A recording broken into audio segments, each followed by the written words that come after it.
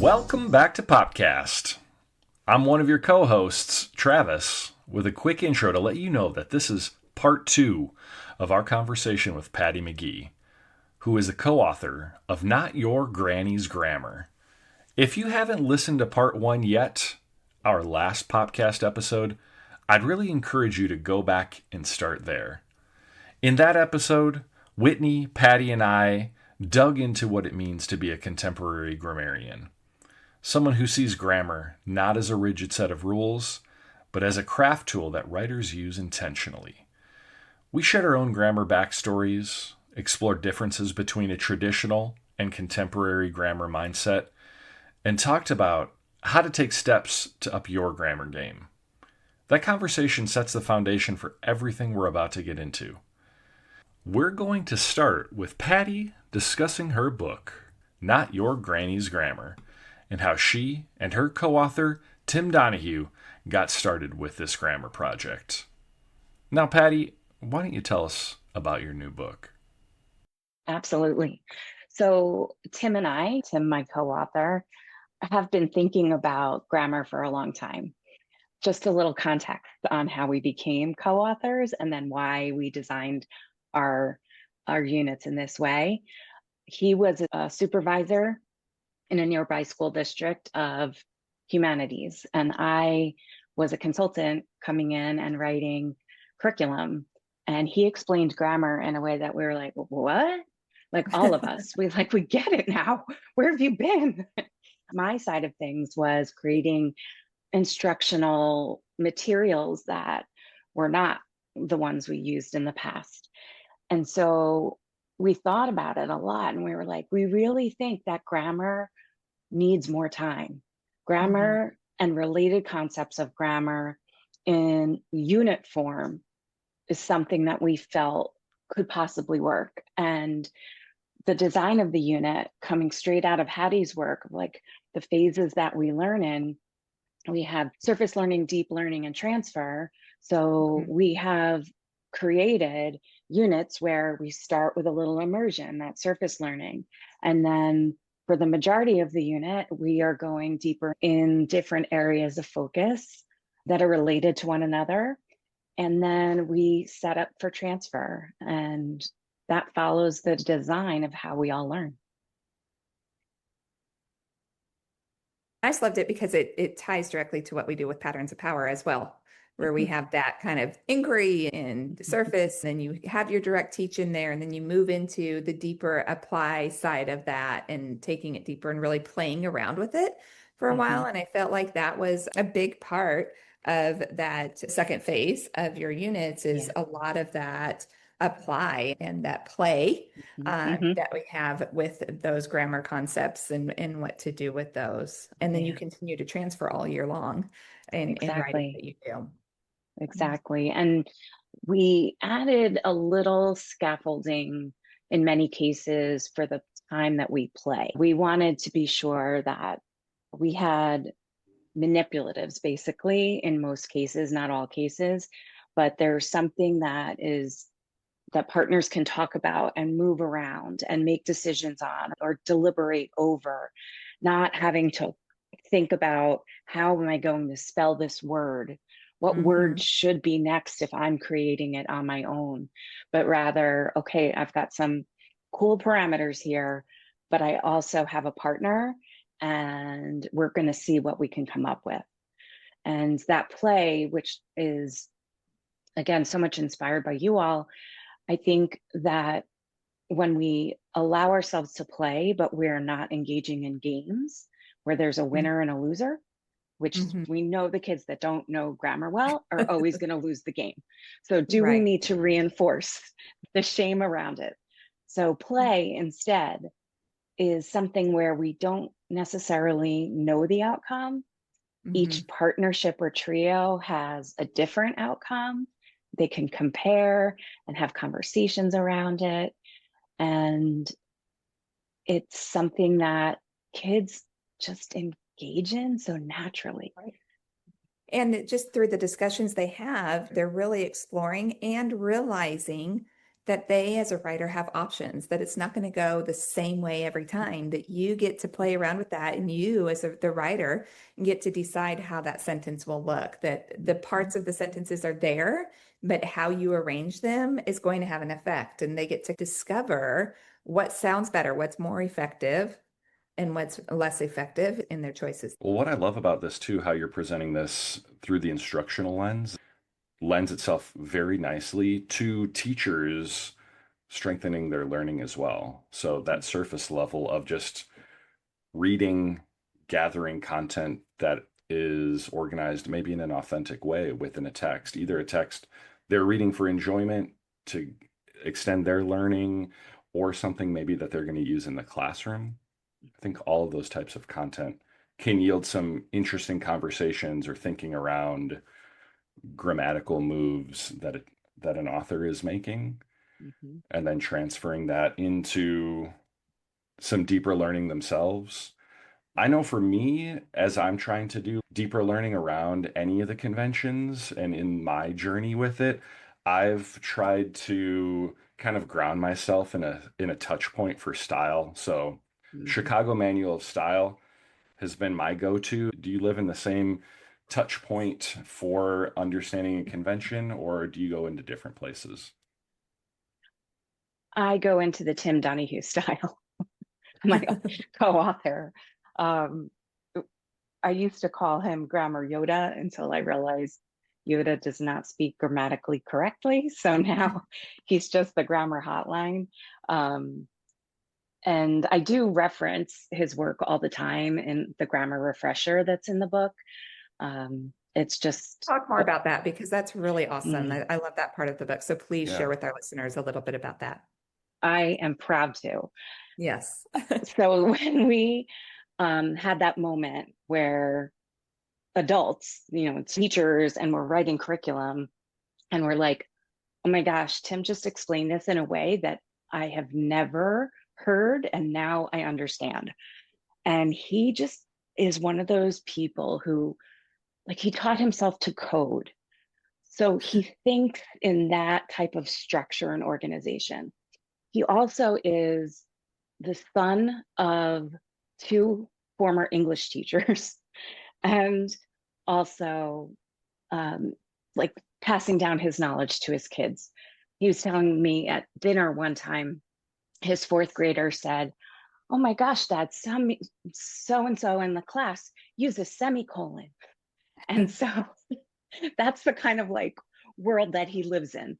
So he took that world and the explanations and the the memes that go with it, like the humor that goes with it, and created this grammar refresher for teachers to access whenever they need to. I go back into it all the time. My favorite part of that section is also there's a QR code to some companion resources, and some of those resources are him teaching the lessons.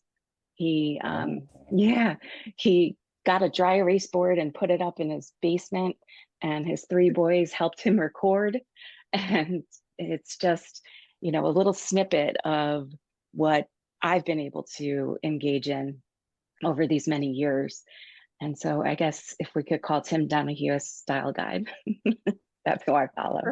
Perfect. Yeah. I love it. I'm glad that you have Tim and that we now have easy access to his work as well via your book. That idea of a learning buddy, whether it be a colleague who you maybe feel like has the same skill set as you and you want to grow together, or a mentor, I think that runs fairly parallel to what you are suggesting as well in your book instructionally, of creating some partnerships in the classroom. I don't know if you want to speak on that, or if you want to just elevate the idea more generally of finding a buddy, a partner, a mentor to work with, but either of those I think would be great to hear. Yes. So I can speak to that as an adult and also as an educator. So as an adult, Tim really starts with learning least 3 types of sentences. So the simple, compound, and complex sentence, and using that as the base to then think about other things, other moves that we could make with that base.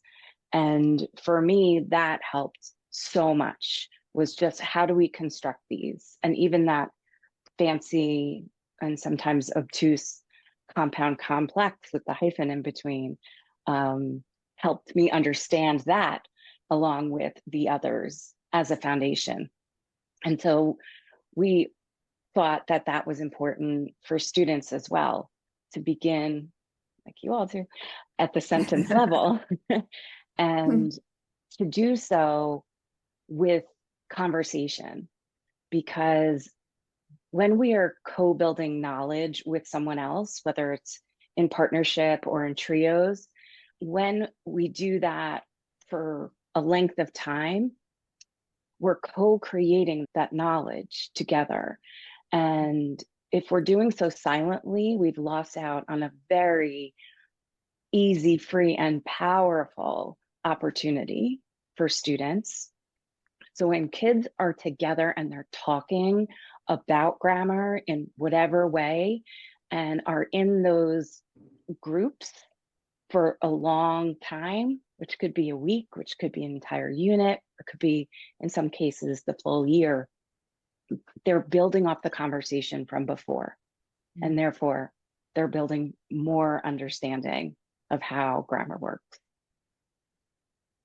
So let's get into this idea of mastery, because I hear that all the time that, oh, they don't have that mastered yet. They don't have the sentence mastered yet. They can't even put a period and capital letter on the sentence. So they don't have it mastered yet. Let's get into a little bit more of that, because I know our listeners know how I feel about that idea. But Patty, go ahead and just share the road of mastery and what that looks like to you, because I know that's very similar to Travis and I as well. Well, I don't think we ever fully master it. It's something where we really can't, because as we talked about earlier, the style guides, they change. So we can never truly be a master of all things grammar. And therefore, kids cannot be either. Giving them the time and space, like the quote I put from Jeff in my book, giving them the time and space of being able to process their understanding, look for misunderstandings, get curious, pose those questions, explore, look for explicit teaching from those who might know a little bit more, and allowing the learning process to take place. May I read that quote? We would love for you to read that quote. Yes. Let me just shout out to Jeff Anderson on this one for sure. Yes. Totally. It comes right at the beginning of his book, Mechanically Inclined, which is one of my favorite books that I've read in grammar. He says, what about experimentation, play, approximation? Grammar and mechanics shape meaning. And as in all language endeavors, we must make mistakes to move toward correctness. Where's the bridge between getting started and stretching with grammar and mechanics and being wrong?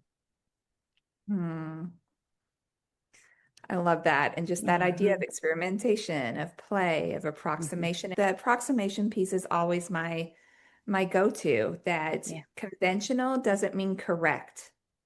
It means that we're able to read it and make meaning from it. And there's going to be approximation there, especially when we learn something new. I know Jeff always said mistakes are a sign of growth. So we love seeing mistakes in their writing, because we know that they're growing and there's going to be approximations and what we can do with those mistakes, not just fix them, but learn and be curious as to why a child is doing what they're doing like that in their writing. And I think transferring this over into the listener's work, thinking about strengthening your skill set as a grammarian, you're going to have to play as well and get messy. Try it out in your writing. Try it in an email. Try it in your journaling. But trying it is a necessity to be able to better understand how it looks on the page and how it's connected to your line of thinking. Giving yourself grace as you continue to strengthen your understanding, as you learn new punctuation or structures within how to strengthen or enhance a sentence. I know for me, until I really understood the purpose behind using a colon and a dash, and then maybe new similarities and nuance differences of it, I was a little bit intimidated to put it down on the page because I Mhm. also, as an English teacher, for some reason in my head, I thought, oh, I have to be perfect all the time in every setting. And you're Whereas, not alone in that thinking. Right, Mhm. right. Yeah, so whereas that's not the case, right? I've Right. filled hundreds of pages since then and have once I gave myself the grace to just let's throw it in there and see does it how it feels, getting some feedback from other adults. Oftentimes they're like, "Oh, yeah, great." Or they say nothing and they're just looking more generally at my writing as a whole. I think really demystified being able to transfer that learning just onto the page. I don't know if And either I of you find want that to so extend that. interesting. Because in patterns of wonder, we talk about the grace of approximation. We give the grace of approximation. Well, early childhood teachers give that grace of approximation every day because everything that our youngest students are doing is approximated. Yes. But we can continue that grace of approximation beyond early childhood. So as we think about play-based application and that practical application, Patty, I know you have some strategies that you would love to share with us. So let's hear those.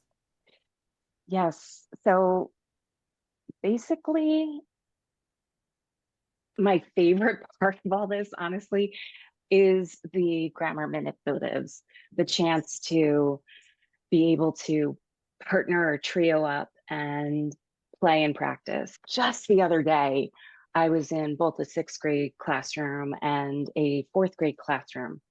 In both cases, when we got to the part where I was just doing like a series of grammar experiences, I don't even call them lessons anymore because they don't follow a lesson format.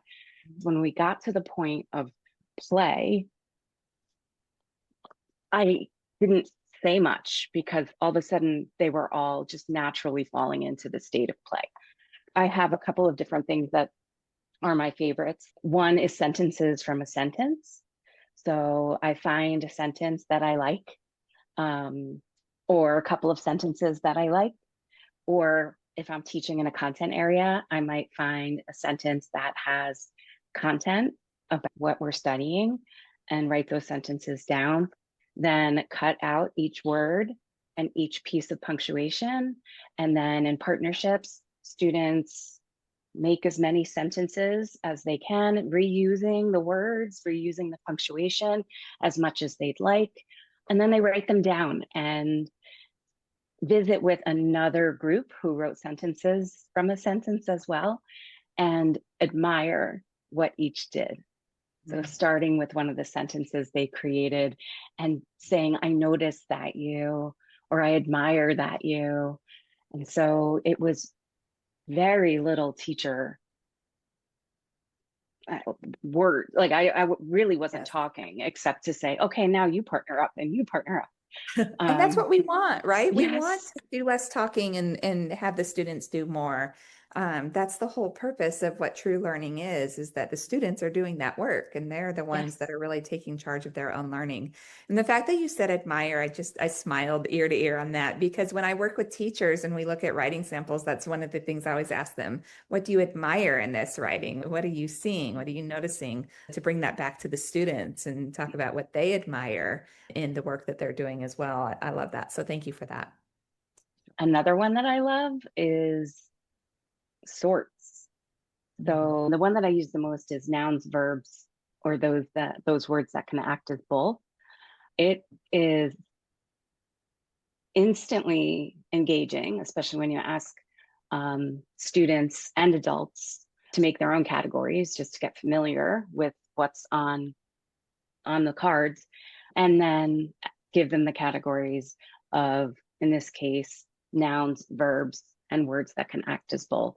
The variation on this, which I created with seventh grade teachers from Westwood, New Jersey, so I have to give props to them, is to, in a content area, taking a sort and using, like we used ancient China, and we put in the sort information about ancient China. But what we did intentionally was to put some in phrases and some in clauses. When they first make the categories, they're just getting to know, and we're able to explain, I don't know, some of the important words that might be tricky for them. So in that class, it was categories that one group had was good, bad, mid. So, middle school. Yes. And then we challenged them to put the cards in the categories of phrases and clauses. And usually at that point, they need just a quick refresher of how to tell the difference. They talk it over and they're looking at this content language through a grammatical lens. Oh, vocabulary. It's such a Yes. huge vocabulary lesson on top of it. Yep, exactly. So that's another variation on a sort that I really like. I love that crossover too. The depth of analysis that takes, the ability to draw conclusions, the sorting into different conceptual buckets. I think that's really powerful work. That's an enhancer to other aspects of learning. When I was doing this, it was a group of teachers, and most teachers felt very uncomfortable standing back and watching. They felt that they needed to be in with the students and correct the problems and say, well, what if you did this with this? There was a lot of teachers taking on the learning rather than allowing the learning process to happen. So I think that's a very important part. I think that's so brilliant that students need to be able to have some cognitive struggle with these ideas. And then what we know about just the social nature of collaboration and how that strengthens learning. That's all the way back in the Vygotsky days. What works for students to learn is for them to take control and ownership of that learning, with us guiding them alongside to maybe clarify misconceptions, to give them numerous opportunities to have that cognitive struggle with that new information to turn it into long-term thinking. And So giving them time to talk. Like that, I think is just huge. Conversation is massive, and we have to stop talking so they can have the time to engage in true discourse about the grammar and writing and the choices that writers make and why they make them. It's important that we step away so they can do that. Yeah. Step away and admire. Exactly. Admire. Yes, I'm going to start using that in that terms as well, not just behind the scenes, but in the classroom. What do you admire right now? I'm going to start using it. I love it. So let's put a call out to our listeners. What are our next steps for our listeners as they move forward as teachers of grammar and of writing? What do you think, Patty? I think the first thing is a mindset shift. We do not need to know everything. There are resources to find things that we want to learn. It's essential for grammar learning to happen with multiple entry points and not just here's nouns today and then we move on. Thinking about multiple entry points and giving ourselves, as you also said earlier, grace to not know everything. And in fact, when we have that beginner's mindset, we're actually better. Absolutely. Being curious, coming up when next time they read or interact with the text, whether it's us interacting with the text outside of the classroom or even within it, if we're reading aloud and we're interacting with the text there, we can stop and take a moment and notice out loud some of the thinking that we're considering and wondering about as we look at what the author did. Travis, what about you? another next step to be mindful of is being on the lookout for a learning buddy, whether that be someone who you see as a mentor who might be maybe a few steps ahead on that path toward contemporary grammarianship, or maybe someone who's willing to just start at the same level as you so that you both can explore, get in the weeds, make some mistakes, have some fun together. Yeah. All right, Patty, you want to give us any final thoughts after this amazing conversation? We are so thankful that Yes. you had the time to invest in a conversation with us. Really appreciated it. Yes. To wrap up, when we are looking at grammar more gently than our teachers did for us, and at least with me and Whitney, and there's a plethora of resources that are out there. I mean, your patterns of power work is just epic. To just approach it all gently. I love it. Thank you for those wise words. With that, we've come to the end of our episode. Listeners, you've I got know, some great well, next steps. I'm so excited you were here. Sorry, Travis, to cut you off, but I'm just Oh, you do it. Take thrilled us because home. it's just like a full circle moment. And I'm just So excited that we get to talk about this together in on this podcast in public. We both have this grammar work out and same philosophy. And I'm so excited you were here today, Patty. So thank you very much for coming on. It has been a complete honor. Oh, okay, Travis, I'll let you talk now. No, I think that's great. All right, peace out. Bye.